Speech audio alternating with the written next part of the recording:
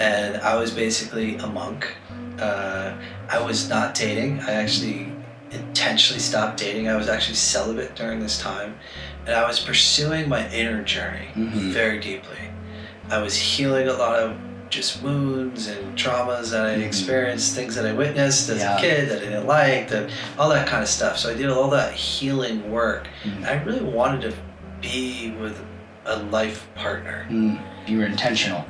And despite my best efforts, I was not good at relationships. And so how do I become exceptional at something that I'm not good at? I hated having my time controlled by other people. I hated to have to ask for permission to take like a day off or to get a vacation. I hated having to be somewhere, you know, that 9 to 5, 8 to 4 type of schedule. It just never sat right with me. Spiritually, my personality, just who I am, I'm just not meant for that. Yeah. So I knew that early on in my early mid-20s. So if not that, then what?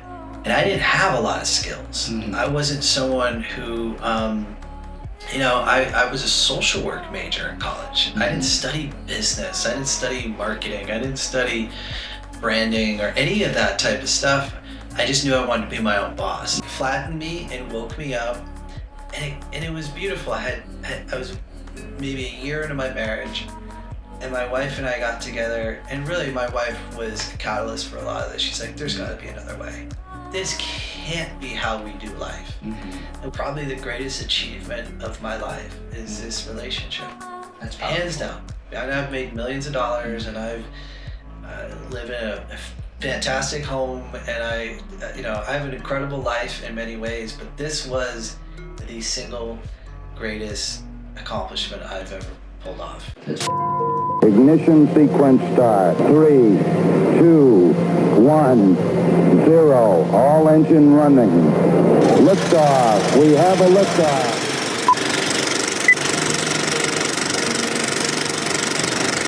Today I'm here hoping to be able to interview Joey Wilder. He is the creator, inventor, founder, you name it. We have Joey Wilder, first time coming on the show. But at that moment, I had a choice to make. I either hit this while it's hot, while people are hyped up about it, or kind of let it simmer out. And I've been told by many great mentors that it's all about the timing of things. Welcome back to another episode. I'm here with my friend Matt, and we're going to talk a little bit about Matt's journey. But I would love to just hear a little bit, who are you? Where do you live? What's your mission currently? Sure. I'm Matt Winkley. I'm a cautious entrepreneur. I've built several successful companies in the healthcare and real estate space.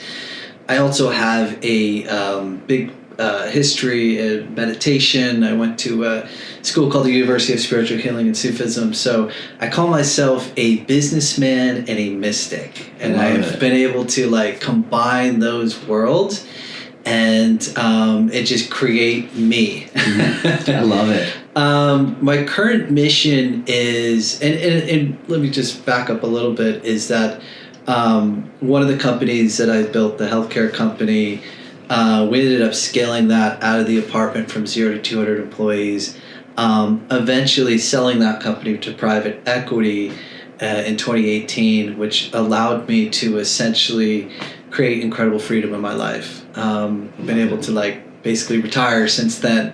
Yeah. I did a lot of fun things, bucket list type stuff, but now I'm in a point where I want to really give back. I want to help other people find their freedom. Yeah. And so I work with a lot of entrepreneurs and CEOs and doing business coaching and mentoring, helping them to fix issues in their companies, to be able to create efficiencies, but also to create a vision for where the leaders want to take that company, and oftentimes working with the founders who want to do a scale and sell, and so I help them with a lot of those strategies. Love it, man. Every entrepreneur's dream. Yeah, go into a position. Living the dream. And I live in San Diego, California, beautiful home near the beach. My wife and I have an amazing marriage. Yeah. We've been married for 15 years as of recording this.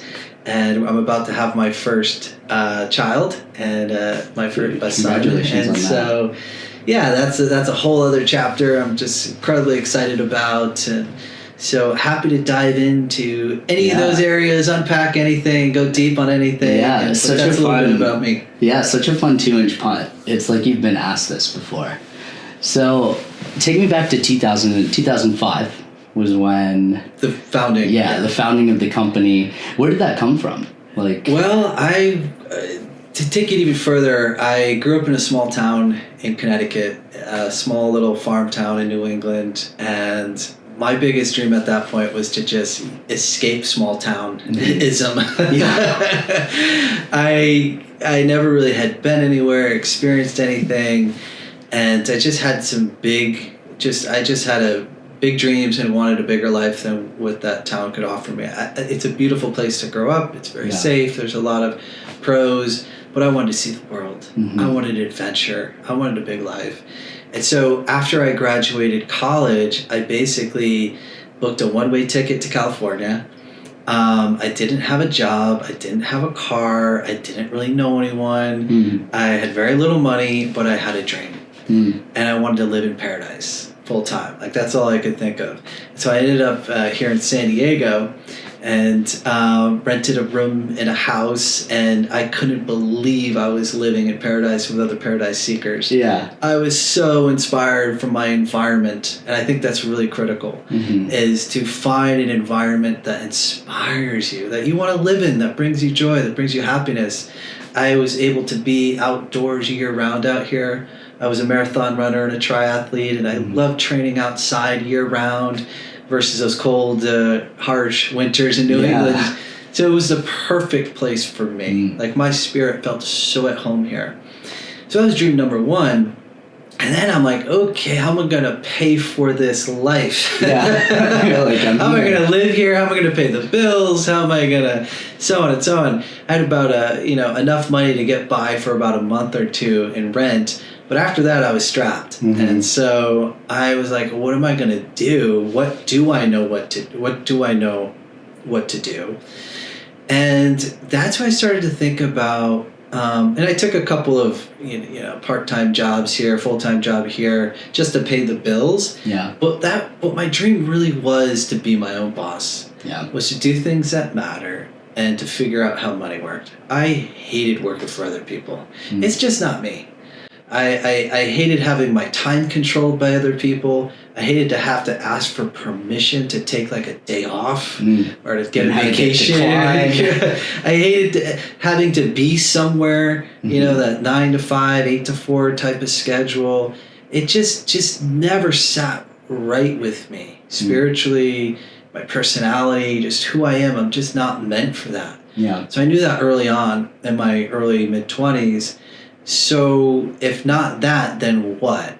And I didn't have a lot of skills. I wasn't someone who, I was a social work major at college. I didn't study business. I didn't study marketing. I didn't study branding or any of that type of stuff. I just knew I wanted to be my own boss. So what did I know? What was I good at? I was good at empathy. I was social work. I was good at people. I was good, and I worked for my summers off in school when I was a kid. I worked with folks with developmental disabilities like autism, and I was really good working with that population. And I'm like, is there something I could build around this? And so and I had a business partner. He was a great guy, still one of my best friends. Really, really important to pick your partners wisely. Yeah. We said, how do we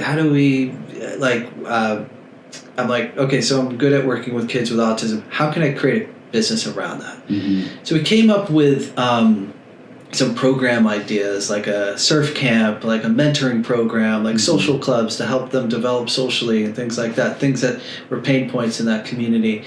And we put a website up advertising these programs, and the phone rang. and I'd be sitting in my small little 900 square foot apartment. Yeah. Hello, welcome to Exciting Steps. How may I help you? Right? Like, oh, I'm interested in your surf camp. I'm like, oh, great. Hold, please. Hello. Yeah, how can I help you? Are you interested? Like, I just faked it till I could make it, you know, and I wanted to be viewed as credible, but I didn't have any money for an office. I didn't have any startup money at all, and we didn't have any capital. Yeah. 2005, I'm not sure the SBA was around. Yeah, there wasn't, and social media wasn't really around yet, and internet was barely going. You know, there was no like remote jobs. Y2K was 5 years before. Yeah, it was early, and so. Like SEO just got like kind of started with Google that was kind of the thing. So I had a second job to pay the bills while I'm trying to hustle to get this business off the ground. And that was, you know, working 80, 100-hour work weeks, you know, working 40 hours in my job to pay for my life, and then another 40 plus and working in my hustle.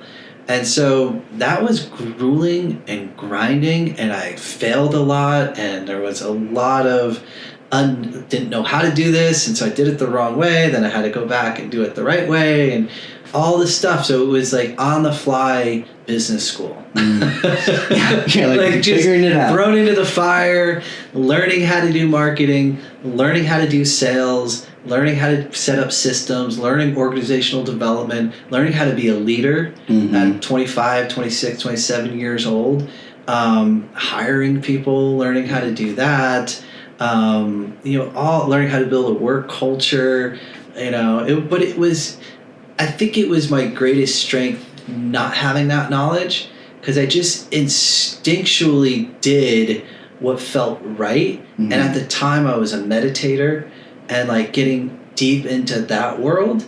And so I wanted to come from the heart and do things that were like heart-centered, that were full of integrity, that we could trust in a mission that was bigger than us, trust in something that was bigger than us, trust each other, you know, in our company and our customers and our employees. That was all kind of fairly new.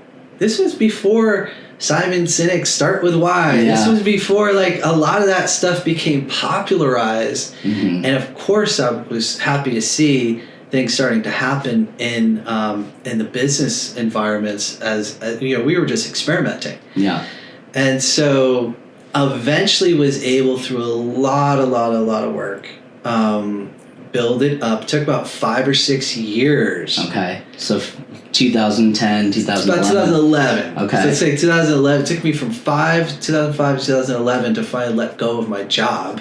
Okay. You're telling me it didn't happen overnight. Did not happen overnight. Oh, man. Where I was able to finally, because I reinvested. I had no startup capital. We reinvested everything we made back into the business. So I paid, my employees made more money than me because I was just living off my job, and I needed their help to go further. Yeah. So we needed to invest in a team, and so I was doing that. But by about 2011, 2012, we finally broke through. We figured out how to scale the company, and then it went fast. And then it went from a handful of employees to like 200 employees within it, which felt like a few years. We were able to unlock a specific funding source. You know, we were doing insurance reimbursements. We became a healthcare company. We became organized, opened up clinics, and did clinic treatment, in-home care. So you opened up basically an entire different like avenue. From where we started to where we ended up was, you know, started out private pay, doing a lot of that, just trying to figure it out. And then we started to see really the direction we need to go, and if we're going to be sustainable, we need to find sustainable funding. Private pay is somewhat of a hard, limited thing. It's you know, therapy can be expensive, and so being able to offset that and bring more people into our clinics was game changer. Yeah, and that's where we took off and had like basically, you know, wait list until the end. Yeah, we couldn't meet up. We couldn't handle the demand that we had. It was just so big. That's such a good dogma to have. Yeah, it was a great problem to have, and then it became about how to set up a culture and how to create. We were heavy human capital type business where we had a lot of therapists that we hired to implement the treatment plans that we for our customers, our patients, and so we needed to hire a lot of people to do that, create those sort of billable hours, and it was about how do you treat people. It was how to care for people essentially. That was the kind of business that we are in, and so having a background and empathy and compassion and meditation really played to a strength for me, and being able to be in such a heavy people-oriented type of work where I actually sincerely cared about our patients. We wanted to see success. We wanted to see breakthroughs. I cared deeply about the people that we worked with, our employees. They were like family. And so we created a culture around those values. And we were driven by those values, and those values were how we made decisions about how to connect to our highest intentions, how to have integrity in our decision making, how to foster unity, how to achieve excellence. Those types of values were like crucial in how we were guided and how we behaved, and held us accountable. It's like a foundational totally block. And I learned a lot how to be a leader, how to develop leaders, how to eventually we had to create all these different departments in the company, and we did it, and it was a team effort, and we attracted amazing people. Our leadership team I still hold dearly in my heart. They were just incredibly talented, ambitious. You just had them here for a dinner, didn't you?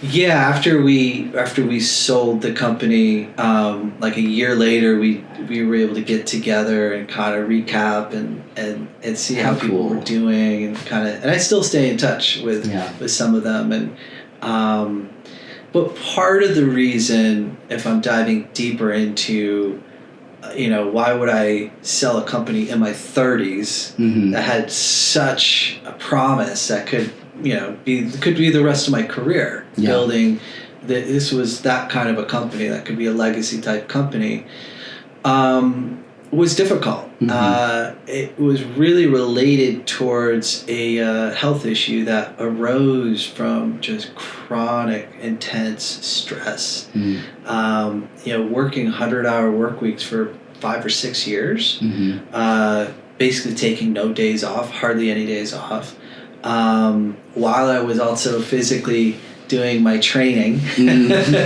I also, during that period, ran marathons and triathlons. I don't know how I did it. It was insane to think. It was just, I was under so much physical and emotional, spiritual stress, and I eventually collapsed at 31 years old from chronic fatigue. I was exhausted. I could hardly move or hardly get out of bed. It was the wake-up call of a lifetime for me. It totally course-corrected my life. Totally brought me into alignment with a bigger purpose for me. It totally showed me the blind spots that I could not see, of where I was out of balance, where I was not paying attention or being aware of my body and what my body's needs were, instead of treating it like a robot or a machine. Just I'll sleep when I'm dead. Right, I'll sleep when I'm dead kind of stuff. And it was just, I was in that kind of hustle mode. Man. If you want to talk about hustle culture, that was the epitome. It was a poster child of hustle culture. I was so determined to achieve my dreams, my goals at that time of what I thought they were. They changed after out of a forced change, right? Do you want the wake up call of a light touch of a feather? You want the brick? Or do you want the semi truck? Right? You got I got steamrolled by a semi, and flattened me and woke me up, and it was beautiful. I was maybe a year into my marriage, and my wife and I got together, and really my wife was a catalyst for a lot of this. She's like, there's got to be another way. This can't be how we do life. And we grind ourselves into a pulp, for the next 30 years. and just survive, there has to be another way. This cannot be what the definition of a flourishing, thriving, meaningful life looks like. All you do is work. Yeah. And so we started to ask deeper questions, like, what do we really want? If we don't want that, then what do we really, really want? And what we started to put on the table was, we really want to raise the bar of happiness in our lives. We want to go from unfulfilled to fulfilled. We want to go from, empty tanks to full tanks, right? Of energy and vitality. We want to go from lack of freedom to complete freedom.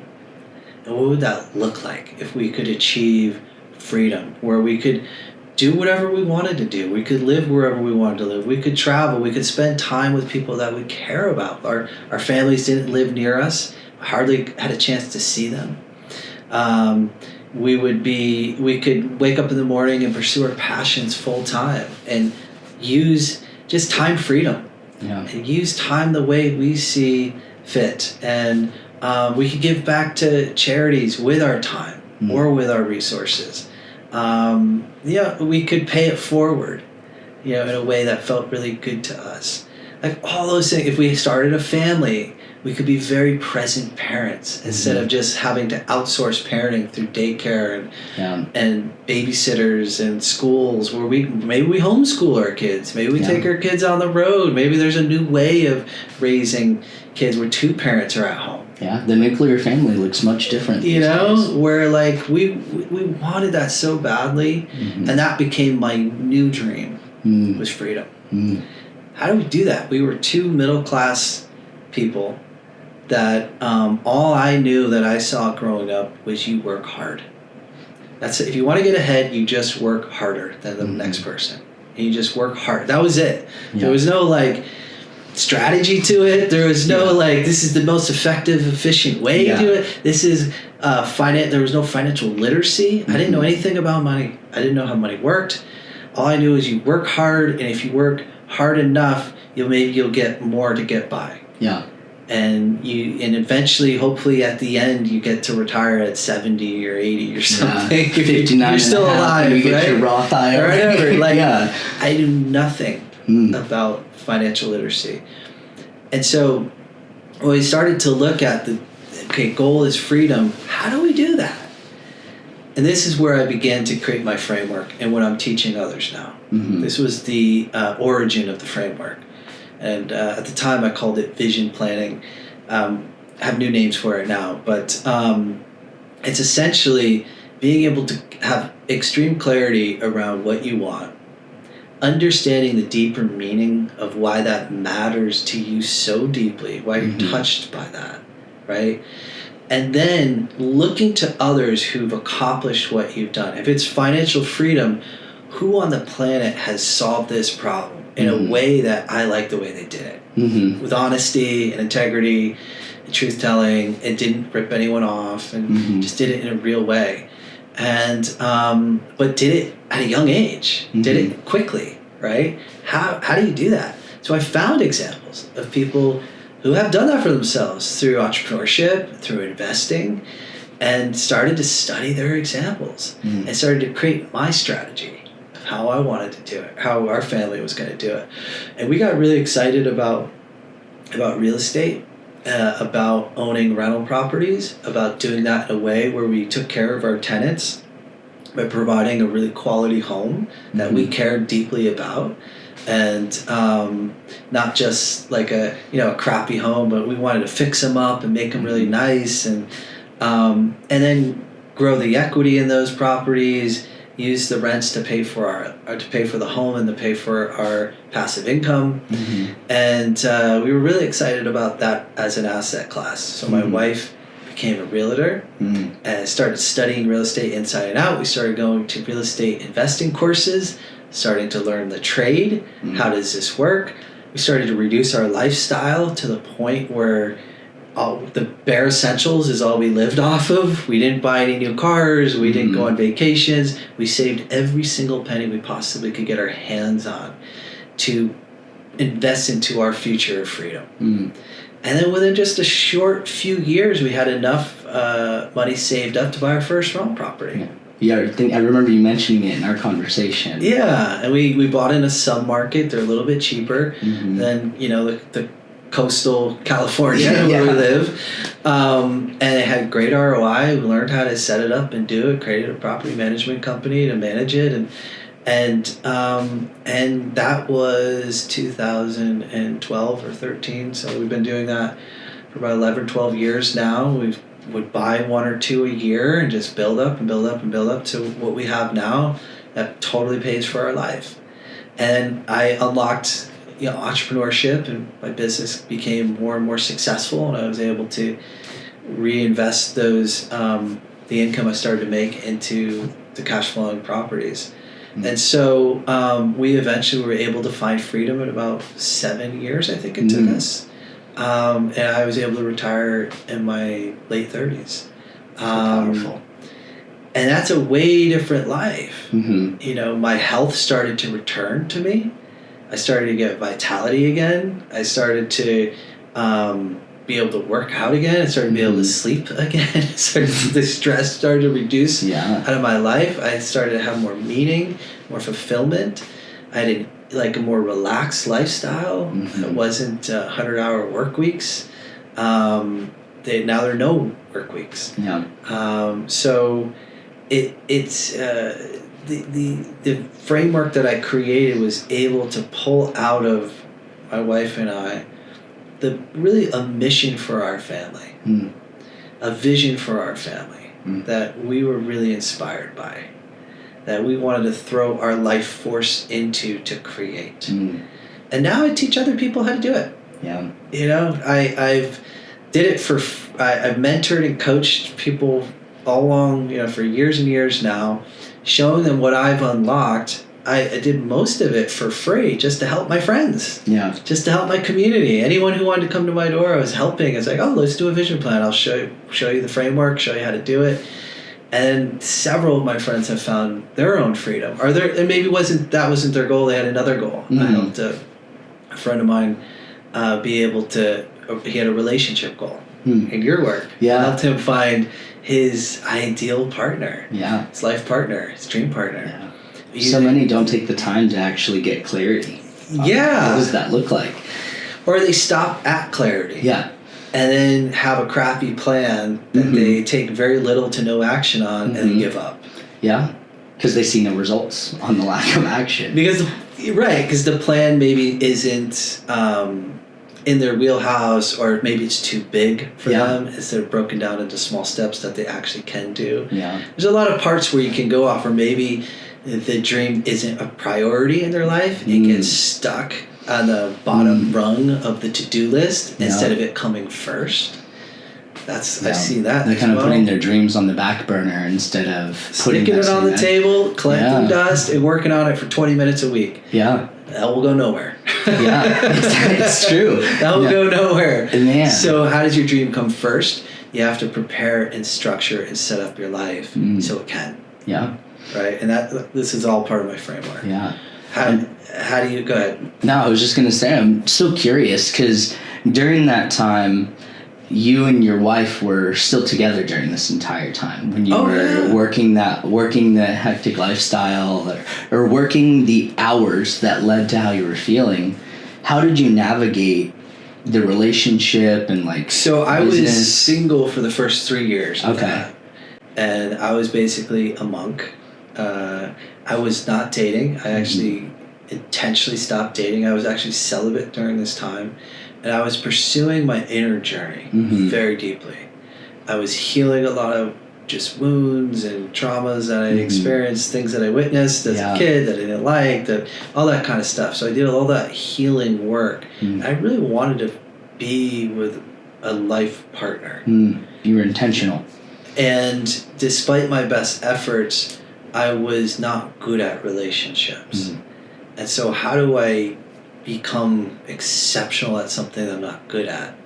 Is I need to find others who have done it and study what they've learned and apply those skills to myself. And a lot of it was, how do I want to relate to myself? So I started to in a weird, corny way, like dated myself. Oh, I don't think it's Right? funny at all. I actually have an exercise where men date themselves, and it requires them taking themselves out. I had no idea that that's a thing. Okay. Yeah. I literally was like, who, because the kind of partner that I wanted to be, I don't think would have chosen who I was. That's powerful. Right? I'm asking. I was a party guy when I was really young, right? Mm-hmm. And I, would, I didn't know how to communicate very well. I didn't know how to be vulnerable. I didn't really know how to have an authentic voice. I was very kind of hidden, I had a lot of walls up around me. I was kind of edgy. And so and then the kind of women I was attracting were mirroring a lot of that.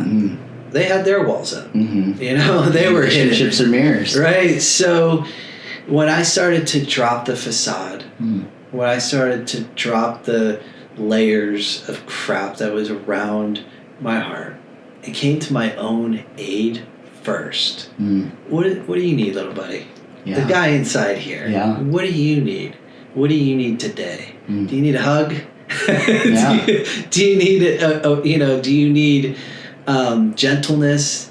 What do you need? Right? And I started just giving that to myself over and over and over and over again. So the way I started to take care of myself, and I started to treat my body like a temple. I stopped drinking, which I haven't used alcohol in 19 years now.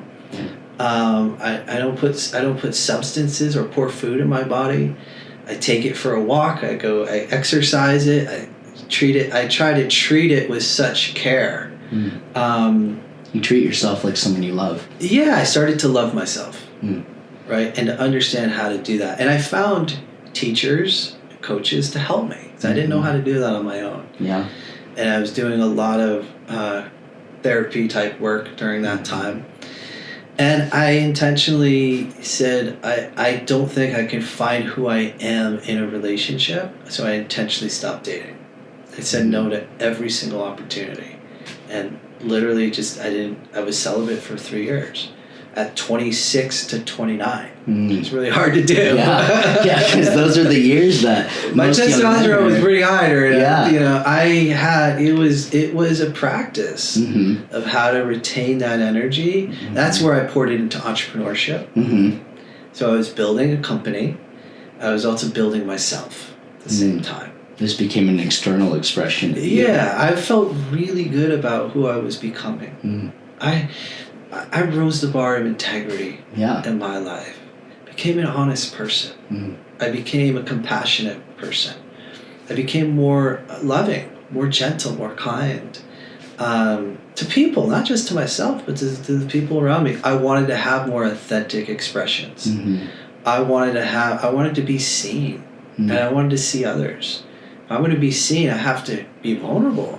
Yeah. So I learned how to be vulnerable with people and to say things that are hard to say, to show things. This is where it hurts, dude. Yeah. This is where pain exists in me. And I got very, very comfortable in that space. It was, as you try something new, it's awkward, it's hard. I fumbled my words. I'm shaky. I'm like, I don't really know how to talk. This is like a really hard thing to say, and then it starts to smooth out as you practice, and now I just live in that state. I don't want inauthentic relationships in my life. I don't want to be around people who want to harm me or who want to lie or cheat. Those aren't my values. I don't want to lie or cheat. I want to be open and honest with people and do the best that I can. And so when that transformation started to happen in my internal, my attraction changed of the kind of partner that I wanted to be with deeply changed. Like I wanted to be with a very high integrity person. I wanted to be with someone who's doing their own work, who's holding themselves accountable. It could hold me accountable. I wanted to be with a strong woman who had a spine, stood up for herself. I'm a strong person. I did not want to be in an imbalanced relationship where someone's steamrolling the other person, having all the control and all that. I wanted to really be in this 50-50 relationship where we both were contributors. We both came to the table with our talents and our ambitions and our inner skills. We both come with spiritual maturity, emotional maturity, and can handle conflict and can handle difficult conversations with grace. And we can grow through failure together, that we can put difficult things on the table if there's a need that's not being met. We have a way of talking about that without screaming at each other. Yeah, without there is another way. Without like that turning into a battle. Holding space for one another. This is all skill development. Yeah. And so I met my wife at that school that I was going to, where I was learning. She was on her path and I was on mine. And then divine timing. We met in the middle. And at the end of that, when that program finished, I asked her to be with me. And I was ready for that I was ready for the relationship of my life. And she was too. And we came together, and it's just been, of course, you know, we've definitely have bumped heads and we've had arguments and disagreements. We are human, but it has been a blissful 15 years, man. We are so in alignment and sync together with what we want to create together, what we want to create as individuals, but also what we want to create together. Who we are, our personalities, like what she thrives and flourishes in is not really particularly what I do well at. And what I do well at is not really what her strength is. We offset each other so beautifully, and we've identified that and allowed for each other to like expand in those lanes so we can flourish at what we're good at. And the things that we aren't good at, the other is. So they take it on and enjoy doing it. So it's just like, it's just been probably the greatest achievement of my life is this relationship.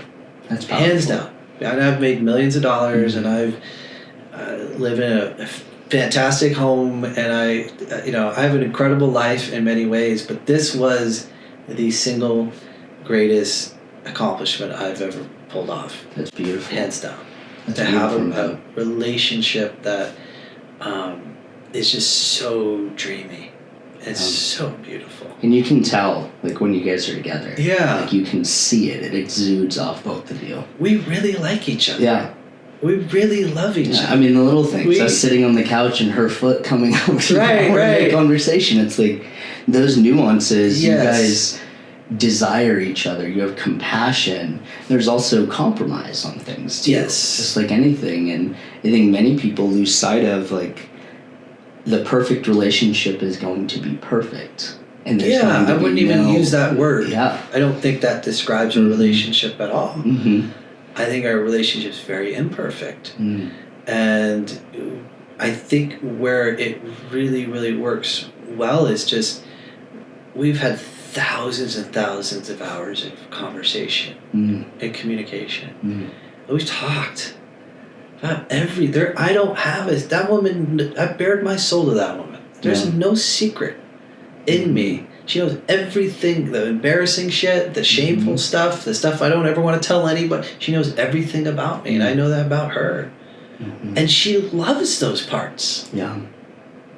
That's the parts she loves the most. And I'm in shock.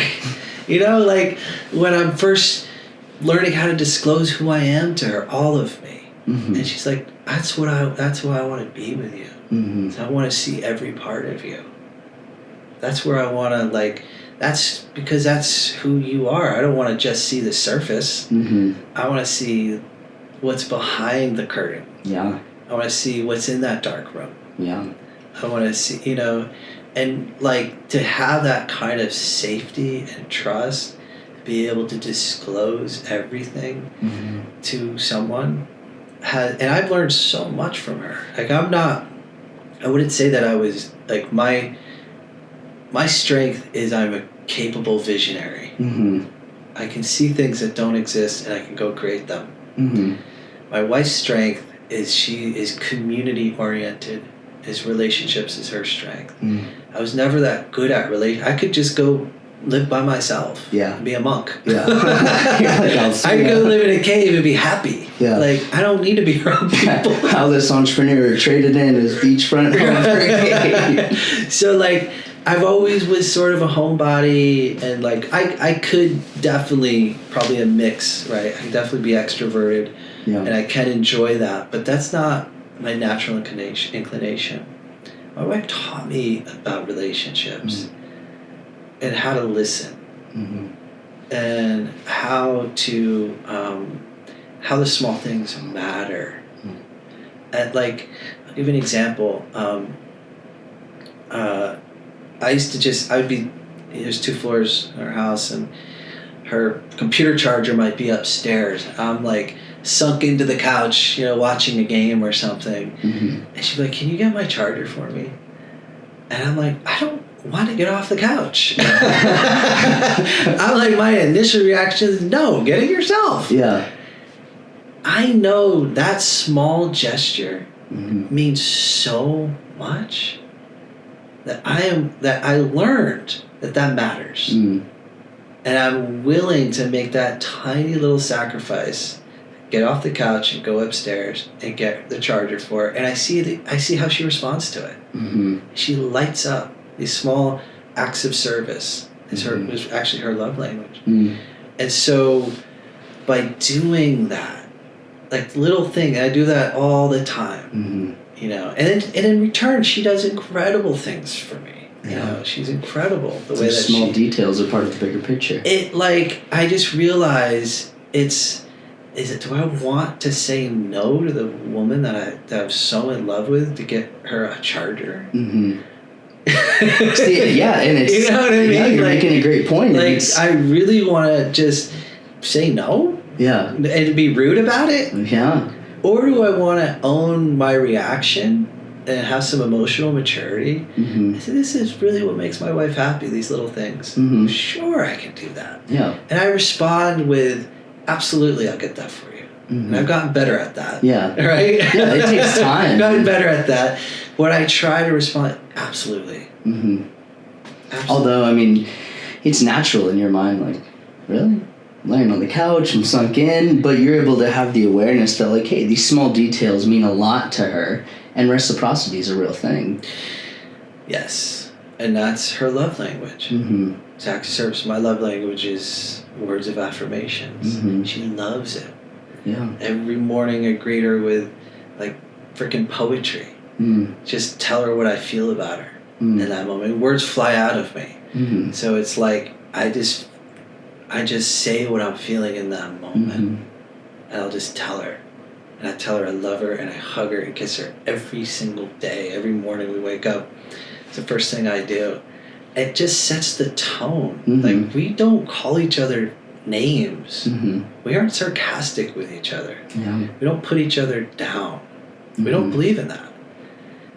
We aren't cruel to each other. There's a lot of beauty and softness and care and love. We work on growing the love in our marriage, in our home. And we, like, literally try to fall in love with each other every single day by doing these small things. My words of affirmation, her acts of service, so on and so on. Yeah. You're able to continue to nurture the relationship. Because all great things take time. Yeah, it's a garden, and it needs to be watered to flourish, or it will dry out and die out. Yeah. Man, there's so much goodness from what you shared, but what really sticks out is empathy and values and realigning. Like, those are things that are consistent, whether it was in your business, it came back to the empathy, values, and aligning those. In your relationship, it came back to compassion, values, and realigning those when it came to the next vision. And it's like your paradigm of life has led you down the path that you're on. And it's just interesting because sometimes it takes people until they're later on in their life to realize, I didn't have a vision for this. What are my values around this? I'll ask guys, what are your values? Is this in alignment with your values? And they're like, I don't know. I don't know. Like what are your values? Like, what is it that you stand for? And what I'm hearing is you were able to really, I think it started when you were a kid and you were like, I want a bigger life than this. It started with the dream, and you started to see individuals that had that. And I'm just curious, was it nurtured? Was it something that was a learned skill set? Or was it just, I'm seeing that I need to fall back on something that's bigger than myself? It evolved from pain. I had experienced brokenheartedness, and the devastation of that pain led me to have some greater questions around what is love. To have some greater questions around what's the purpose of my life, and how come I'm so bad at relationships and love, and I keep failing and not working, and I just wanted more. I don't know if my frontal lobe finally became fully developed at 25 or 6 years old, and I'm finally like having access to larger parts of my brain. I don't know, right? All I know is I did not want to feel like shit another single day. And I didn't want to just go drink alcohol and coping mechanisms and just go have cheap sex and go have... I didn't want that junk food. I wanted the real taste. I wanted to taste the nourishment that I knew existed because I read it in books. Yeah. I knew it existed, but I had never tasted it. And I wanted to deeply experience that. And so I didn't know how to do it for myself. And this is before I started my company. I had a job right before. I was like a teacher. And a colleague of mine, I was sharing what I was going through, this heartbreak. Says, you should really talk to my friend who's a Sufi healer. And she's really good when it comes to matters of the heart. I'm like, well, I have a matter of the heart that's unresolved. So I'm open to meeting with this person. And I met this this woman who was like, I think a grandmother at the time, just unassuming, didn't look like the Dalai Lama or anything, just an unassuming, like, grandmotherly type of person. But her eyes were just so different. There was like kindness, a way that I remember talking to her. Now I know what she was doing. She was holding space for me, energetically holding space for me to be able to empty myself, to say what's in the heart, what's happening, without judgment, without shaming someone, just listening. And so that was the first time I ever was listened to or heard in that way. And I just wanted to keep talking. I'm like, oh, you're not making fun of me? You're not judging me? You're not like being harsh towards me as I'm saying something that it's really hard to say? And no, I say more. And so it was allowed to really talk about what was happening to someone for the first time. And then that led to her wanting to teach me meditation, Sufi remembrance, called the practice of remembrance. And it's about not necessarily emptying yourself like meditation. It's about filling yourself. It's like filling your cup with the qualities of the divine, with compassion, love, mercy.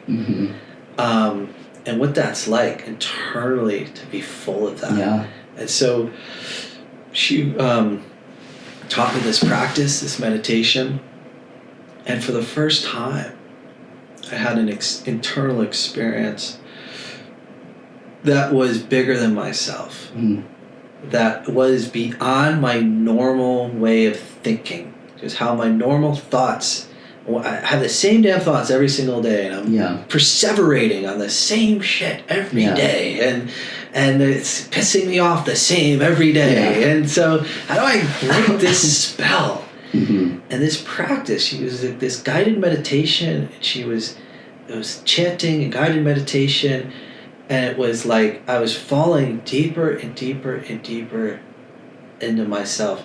All that noise just sort of shut off, became very quiet. And the only voices that were left were just like these angelic voices of like just loving energy. It was like the self-talk turned into how much the divine cared about me. So I powerful. never felt that before. Yeah.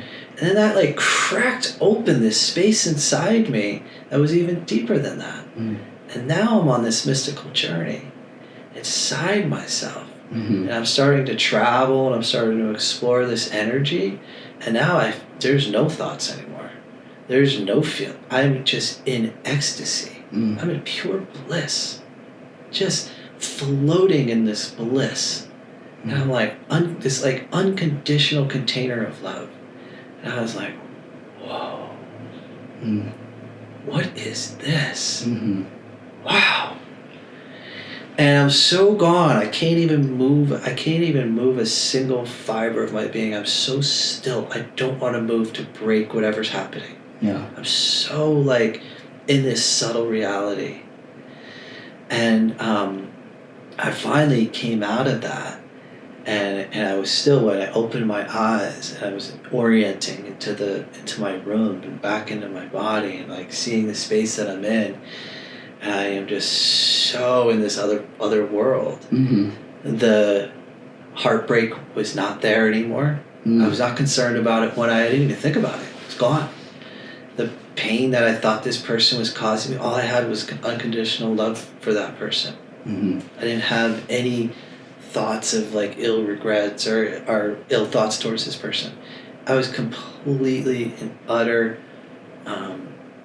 just beauty, like a garden of just intoxicating bliss.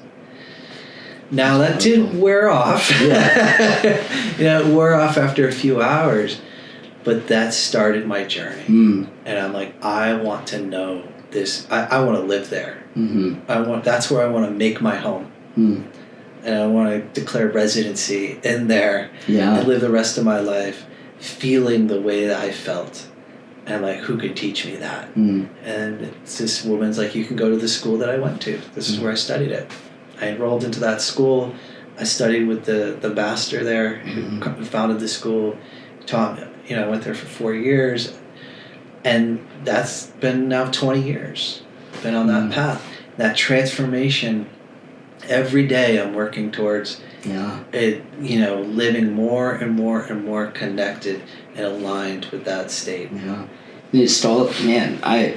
love that so much. And what I'm hearing is you had to connect with yourself deeply internally. And that became the internal expression of everything that happened externally. It had to happen on the inside first. And I think a lot of people believe they need to get all the things outside before they can be that person they want to be. It's so cliche, right? Your inside reflects your outside, but it's absolutely true. Yeah, it's absolutely I agree. True. Feel the energy in it. You took to our me. home. You seem like I literally live in a peaceful sanctuary. Yeah, my relationships are peaceful. I'm peaceful. Yeah. My business relationship, my business partner is my best friend. Yeah. We've never had a fight, an argument. We have had disagreements, but we've never fought. We've never yelled at each other. We've never cheated each other. It's been an honest, open relationship because I am honest and open. I want to be. Yeah. Anywhere where it's not, that's where we're like, what are we not telling each other the truth? How are you really feeling about this? Yeah. You're so intentional with the dialogue you use. Like the example, we haven't had arguments, we've had disagreements. So commonly people won't understand the power of dialogue. Like a disagreement's not an argument. People are going to have disagreements. We disagreed over big things. Yeah. And he's my partner. I care about him.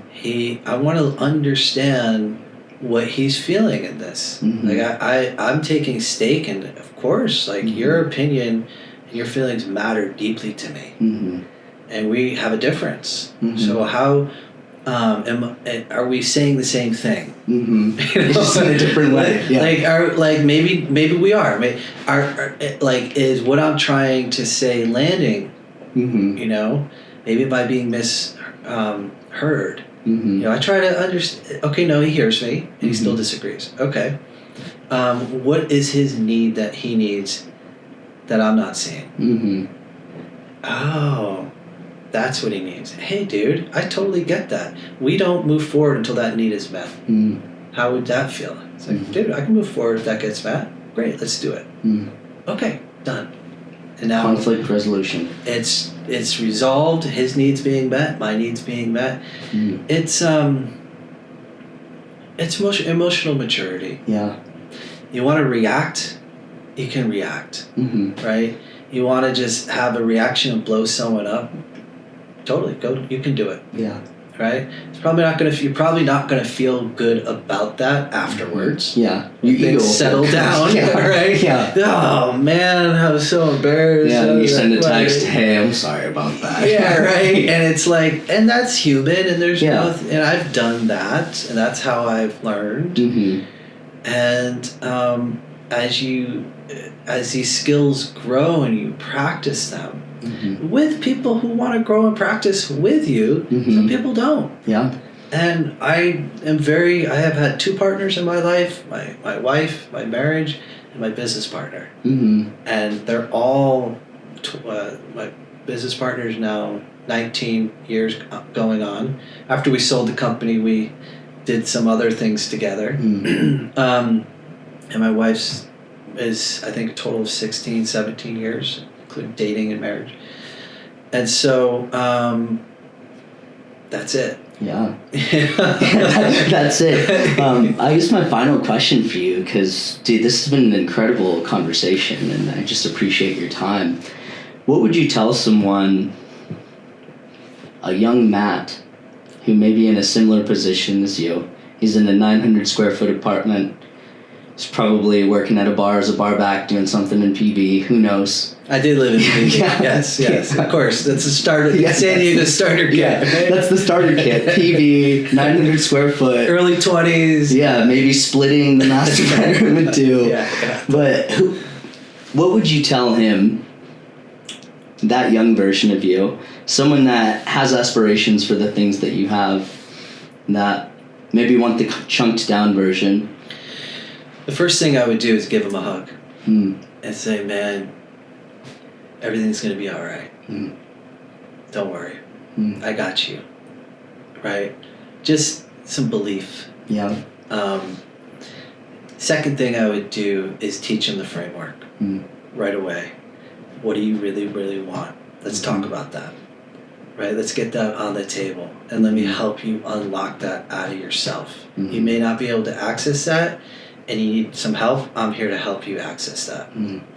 Now that that's out on the table, what you really, really want, let's start to put together the strategy. That's like a bulletproof strategy that you can do, that you're capable of. That's not bigger than you. Yeah. Micro steps, and the steps that you can take every day towards that. And let's start to make this a priority. So this comes first. Okay? And let's set up your life and prepare yourself so you can take this journey. Yeah. And when you're on this journey, let's get you some support so you can stay inspired if you hit a bump in the road. So let's have a strategy for how to stay inspired. I just give them the blueprint. Yeah.